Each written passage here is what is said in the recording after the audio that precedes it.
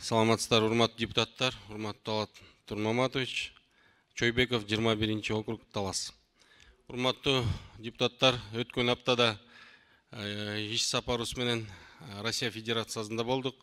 Ошол иш сапардын алкагынан кийин ошол Россия Федерациясында жашап жүргөн биздин иштеп жүргөн жарандарыбыз менен жолукканга үлгүрдүк.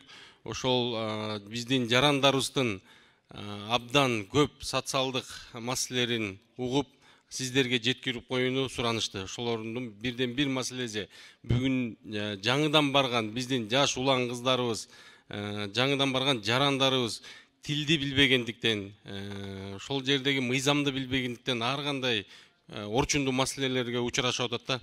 Ошонун бирден бири алар суранышып атат, ушул бирдиктүү реестрдин жоктугунан ар кандай баягы келген жарандардын баягы келип кеткенин билбей атабыз дейт да.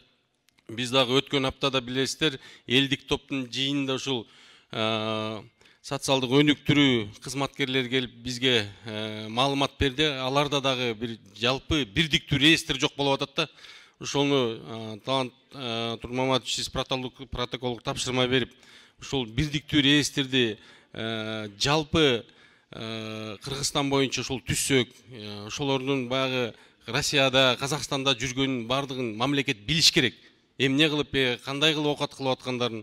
Ошон үчүн Талант Турмаматович ушуну жакшылап көзөмөлдөп, Алмазбек Акмыржанов сиз дагы карап ушул маселени эртең мынакей өкмөт келет деп атасыздар, ушуларга дагы жакшыраак бир тапшырма берсеңиздер. Бизде Кыргызстанда эң эле ири инвестиция ушул мигранттарыбыздан келип атат. Ушул мигранттарыбызга бир жакшыраак шарт түшүп берсек деген эле ниет. Рахмат.